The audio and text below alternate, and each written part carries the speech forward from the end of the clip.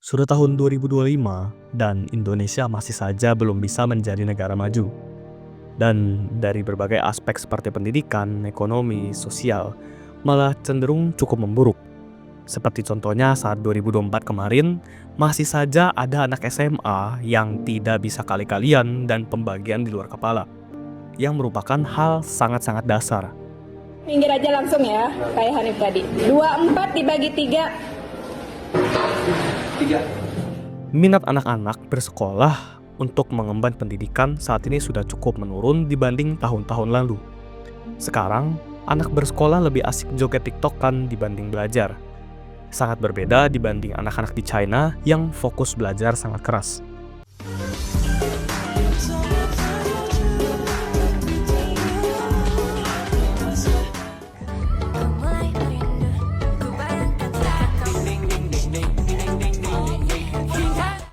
Jadi nggak heran kalau ada pepatah yang mengatakan tuntutlah ilmu sampai ke negeri Cina.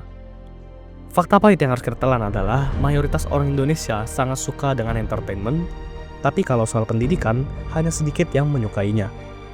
Dan kebanyakan orang-orang yang sudah pintar pasti memilih untuk pergi ke luar negeri untuk kehidupan yang lebih baik dan tidak pernah kembali ke Indonesia lagi.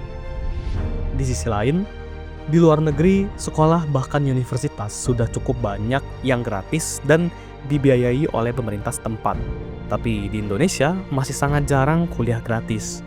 Padahal dana anggaran pendidikan sudah cukup besar dan sedihnya lagi, pendidikan yang harusnya menjadi aspek nomor satu perkembangan bangsa tidak ditaruh sebagai fokus utama, melainkan prioritas pendukung oleh pemerintah kita.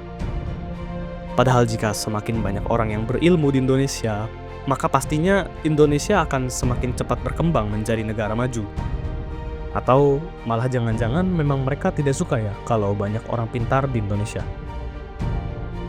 Di bidang bisnis dan pemerintahan, banyak sekali kasus korupsi yang semakin terlihat di sosial media. Dimulai dari kasus korupsi 300T, pemalsuan laporan keuangan, dan lain-lain. Sedih banget ya. Udah tahun 2025, tapi masih saja permasalahan oknum pemerintahan, cuma korupsi, dan korupsi. Mereka yang disumpah oleh kitab saat dilantik menjadi aparat, masih saja berani korupsi. Sama akhirat aja tidak takut, apalagi sama hukum di dunia. Bayangkan saja, masa ada aplikasi manajemen pajak yang pendanaannya 10 kali lebih banyak daripada aplikasi DeepSeek Super AI di China.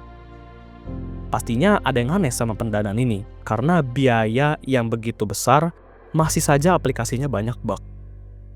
Lalu juga dengan kasus pemalsuan laporan keuangan startup Indonesia, ini pastinya akan menurunkan minat investor luar negeri semakin jauh menurun. Karena sebagai investor, mereka pasti menilai tidak bagus untuk menaruh uang mereka di Indonesia, karena banyak kecurangan. Bukan cuma oknum pemerintah dan pebisnis saja loh yang ikut korupsi.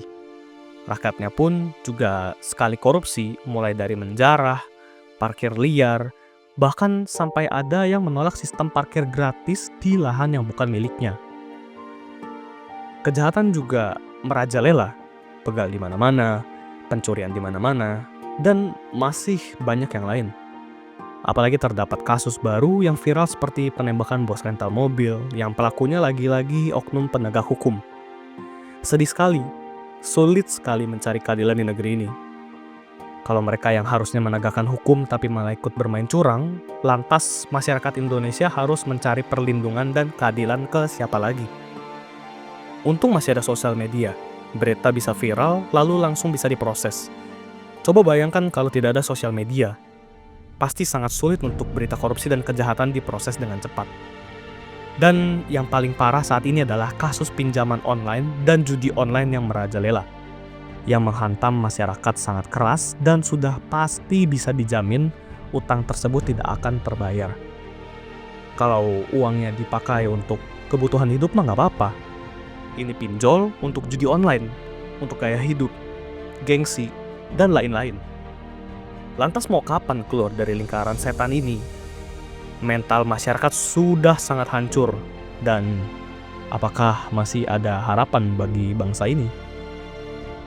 Sedih ya sebenarnya. Udah tahun 2025, tapi Indonesia masih belum bisa berkembang dengan signifikan. Negara lain sudah perang AI, memikirkan space exploration, integrasi dengan cryptocurrency, dan lain-lain. Tapi Indonesia masih saja belum bisa nyelesain masalah sepele banjir, korupsi, fanatik agama, dan lain-lain. Video ini tidak dibuat untuk menyudutkan pihak manapun, melainkan untuk pengingat bagi kita semua untuk menjadi lebih baik. Semoga dengan video ini Indonesia dapat lebih berkembang lagi. Jangan lupa terus berdoa dan lakukan yang terbaik bagi bangsa ini. Stay positive.